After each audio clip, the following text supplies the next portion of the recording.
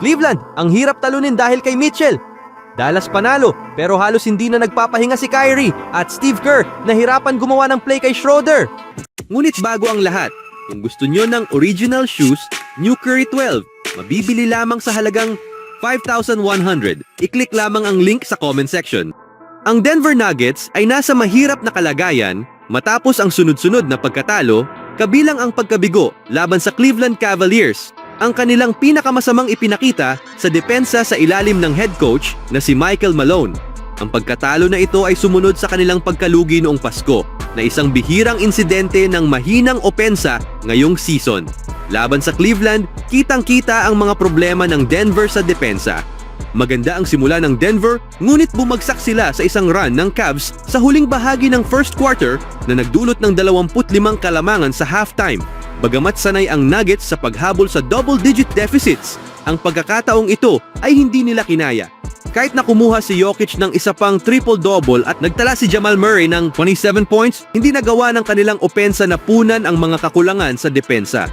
Bagamat mahusay ang kanilang 3-point shooting, ang mababang bilang ng kanilang attempts ngayong season ay naglimita sa kanilang kakayahang humabol. Ang kawalan ni Aaron Gordon dahil sa paulit-ulit na calf injury ay lalong nagpalala sa mga kahinaan ng Denver sa depensa. Sobrang naramdaman ang kawalan ng kanyang pisikalidad at versatility, lalo na sa pagpigil sa dominanting frontcourt ng Cleveland. Sinubukan ni Malone na mag-adjust sa pamamagitan ng pagsisimula kay Russell Westbrook para magdagdag ng defensive pressure, ngunit patuloy na nakahanap ng pagkakataon ang mga shooter ng Cleveland.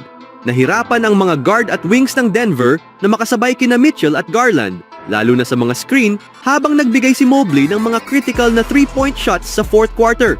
Nagbigay ng disenteng produksyon ang second unit ng Nuggets sa mga pahinga ni Jokic, kasama sina Michael Porter Jr., Julian Strawther at Peyton Watson. Gayunpaman, ang balancing scoring ng Cleveland at walang tigil na 3-point attack ay nagpatumba sa Denver, na nagpapakita ng malaking kahinaan sa depensa. Ito na ang pangalawang pagkakataon ngayong season na nakapagtala ang kalaban ng higit sa 145 points laban sa kanila, pareho pang nangyari sa kanilang home court, na nagdulot ng pag-aalala tungkol sa kakayahan nilang makipagsabayan sa mga elite na team. Ipinahayag ni Malone ang pag-asa na ang kasalukuyang pagkawala ni Gordon ay hindi magiging kasing haba ng 10 larong hindi niya nalaro noong Nobyembre. Sinabi niyang maingat silang kumilos upang matiyak na hindi lumala ang kondisyon ni Gordon, ngunit nananatiling hindi tiyak ang kanyang status. Sa home record na 8-5 and overall record 16-13, nahaharap ang Denver sa mga issue ng konsistensya. Bagamat nananatiling malakas ang kanilang opensa, ang mga lapses sa depensa, lalo na laban sa mga malalakas na team tulad ng Cleveland at New York, ay nagbigay diin sa mga hamon na kanilang kinakaharap upang mapanatili ang tagumpay habang nagpapatuloy ang season. Sa sumunod na laban naman, nanatili ang Dallas Mavericks sa kanilang mahigpit na paghawak sa ika-4 na pwesto sa Western Conference matapos talunin ang Phoenix Suns sa kanilang home court nitong Sabado. Pinangunahan ni Kyrie Irving ang balancing opensa ng Dallas sa kanyang 20 points habang nagbuhos naman si Kevin Durant ng 35 points para sa Suns sa kanilang pagkatalo. Sa pagkawala ni Luka Doncic at Derek Lively para sa Dallas, inaasahan na magiging mabagal ang simula ng Mavericks. Ngunit sa halip, agad nilang pinagana ang 3-point shooting na pinangunahan ng 3 sunod na tres mula kay Kyrie Irving upang makuha ang maagang kalamangan. Matapos ang timeout ng Suns, nagkulang sa konsentrasyon ang Mavericks na nagbigay daan sa Phoenix na makabawi sa laro. Naging palitan ang laban sa natitirang bahagi ng quarter kung saan nagpakitang gilas si Kevin Durant sa mga mahihirap na shot habang patuloy na nakahanap ng paraan ng Dallas para maka-score. Nang matapos ang unang quarter, nangunguna ang Dallas sa 3 puntos. Sa ikalawang quarter, ang bench unit ng Dallas ay nakapagbigay ng mahusay na depensa at nakapagtala ng mga puntos, dahan-dahang pinalaki ang kalamangan sa double digits. Nagpakitang gilas ang mga role players tulad nina Maxi Kleber, Najee Marshall at maging si Dwight Powell na nagdagdag ng presyon sa Phoenix. Bagamat nakuha ni Irving ang kanyang ikatlong foul sa isang kick-out play, pinili ni head coach Jason Kidd na panatilihin siya sa laro. Naging mahigpit ang depensa ng Dallas sa quarter na ito at nagtapos ang first half na may kalamangan ang Mavericks. Patuloy na pinanatili ng Dallas ang presyon sa ikatlong quarter, hawak ang kanilang double-digit na lead. Dahil sa matinding depensa ng Mavericks, nawalan ng kontrol si Jusuf Nurkic at nag-commit ng offensive foul na nauwi sa mainit na pagtatalo kasama sina Najee Marshall at PJ Washington. Sa huli, silang tatlo ay na-eject sa laro. Bagamat hirap sa opensa ang Dallas na nakapagtala lamang ng 4 na field goals sa quarter na ito, hindi rin naging maganda ang opensa ng Suns. Sa kabila nito, naibalik ni Kevin Durant sa single digits ang lead ng Dallas sa pamamagitan ng free throws. Sa ika-4 na quarter, sinimulan ni Klay Thompson ang momentum para sa Dallas sa pamamagitan ng 2 long-range shots. Nagpalitan ng puntos ang dalawang team, ngunit mas maraming 3 ang naipasok ng Mavericks na nagpalaki ng kanilang lead sa 15 puntos. Hindi basta-basta sumuko ang Suns na ibalik nila ang lead sa 8 puntos, ngunit isang dunk mula kay Daniel Gafford sa assist ni Maxi Kleber ang nagbigay ng sapat na kalamangan para sa Dallas upang masilyuhan ang panalo.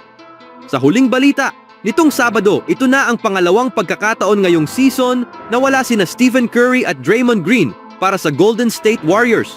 Sa unang pagkakataon noong December 5th, nanalo ang Warriors laban sa Houston Rockets sa tulong ng pinakamagandang laro sa karera ni Jonathan Kuminga. Sa laban na yon, nagsimula si Kuminga bilang power forward, naglaro ng 33 minuto at umiscore ng career high na 33 points. Dahil wala muli sina Green at Curry laban sa Clippers, inaasahan na magsisimula si Kuminga, ngunit nagdesisyon si Steve Kerr na baguhin ang plano.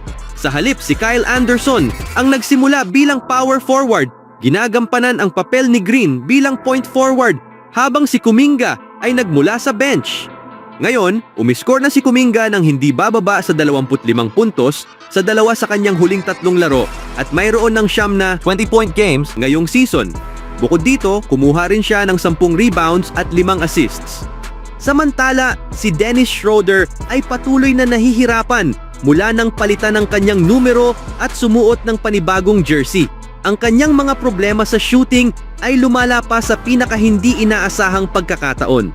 Ang laban na ito, kung saan wala si Curry, ay dapat naging pagkakataon para kay Schroeder na kontrolin ang laro, ngunit hindi iyon nangyari. Binigyan siya ni Kerr ng pagkakataon sa pick and roll plays, ngunit hindi pa rin siya makapuntos. Hindi lamang si Schroeder ang dahilan kung bakit naging masaklap ang opensa ng Warriors. Ang buong team ay nagkulang, lalo na sina Wiggins at Buddy Hield. Si Hield, ang pangalawang pinakamahusay na 3-point shooter ng Warriors, ay sumubok ng 6 na 3, ngunit isa lamang ang pumasok. Ang Warriors ay nasa mahirap na posisyon ngayon at kailangang matutong manalo kahit wala si Curry. Ang mga pangunahing player na inaasahan dapat mag-step up sa kanyang pagkawala ay hindi nagpakita ng sapat na kontribusyon sa laban. Matapos ang laro, sinabi ni Steve Kerr na si Dennis Schroeder na may kasalukuyang shooting percentage na 14 of 50. Sa kanyang panahon sa Golden State Warriors ay parang nasa training camp pa rin kasama ang team. Ayon kay Kerr, ngunit pinagkakatiwalaan mo kung sino ang naging player niya sa loob ng 10 o 12 taon at naniniwala kang magiging komportable rin siya. Dagdag pa ni Kerr, kailangang makapag-shoot ang team, lalo na pagkatapos ng laban kung saan nagtala lamang sila ng 7 of 38 from 3-point range. Ano ang masasabi niyo mga kaibigan?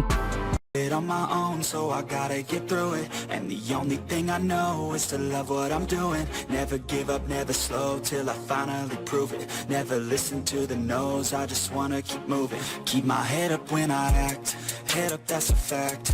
Never looking back, I'ma keep my